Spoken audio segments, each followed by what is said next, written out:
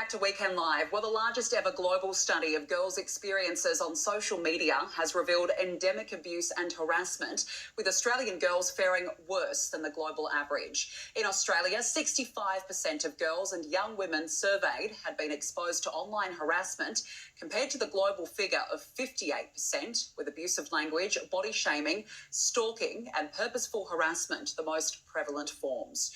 Joanne Orlando is a leading expert in children and technology at Western Sydney University, and she joins me now live to discuss. Joanne, good to see you. This was a really big international study conducted. We're talking around 14,000 young women aged between 15 and 25 from 22 countries. Were you surprised by the results? I was actually a little surprised. Now, we know a lot of our Australian young women are online. In fact, we've got one of the highest number of our population online. Around 80% of Australians are online.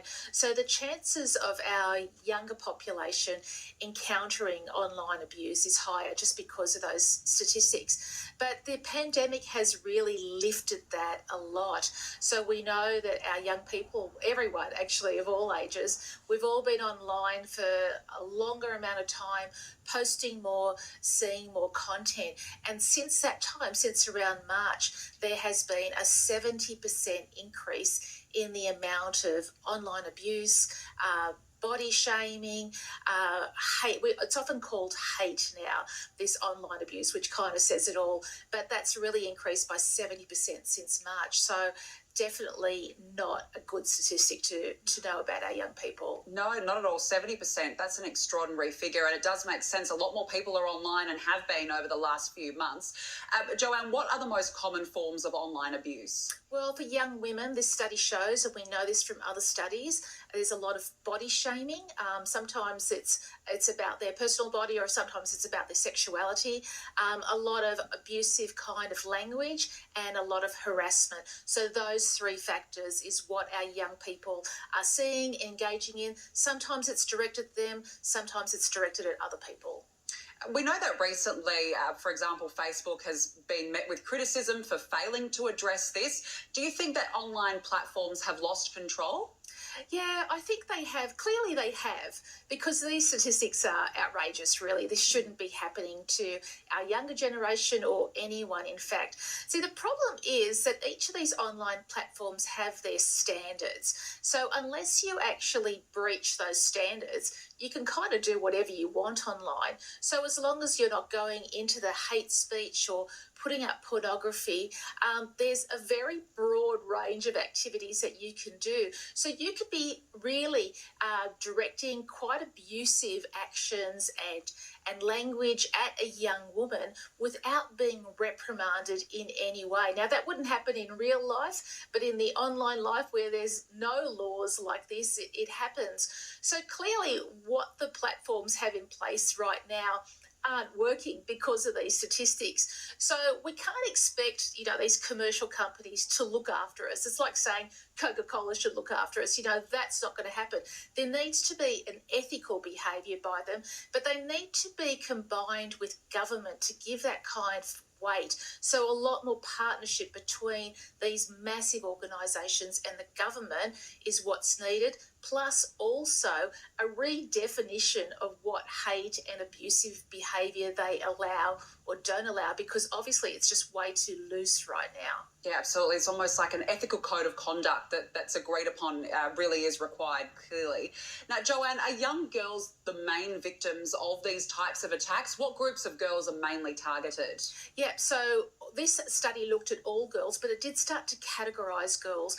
And girls who are not mainstream is probably the best way to describe it. Girls whose sexuality, they might be targeted because of their sexuality. They might be targeted because they have a different kind of view to mainstream about political, about religious topics. Anyone who is not part of the major kind of thought, they're the kinds of people who are being targeted and belittled for not taking that kind of mainstream action. We always hear about young girls or women, but is it also common among young boys? Yeah, our boys are not getting off here. They're also engaging with this kind of online hate. The difference between the girls and the boys is where it takes place or where they encounter this kind of content. So girls tend to encounter it on the social media platforms like Instagram, TikTok. But boys, it follows where boys are engaging online. A lot of boys are into video gaming, so there's a lot of chat that is quite abusive that boys are encountering as well. I guess it's a hard topic to tackle, but what can we do about it? How can we best protect our children? Yeah, look, it's really hard. I think that the best way to tackle this is about education. So often we think, well, our girls or our boys are really going to be affected by this if this kind of abuse is directed right at them. And we know that definitely has its emotional and mental toll on our young people. But the fact is that just being in this environment of negativity and hate has its effect as well. So we know being in this kind of environment is physically draining, it's emotionally draining.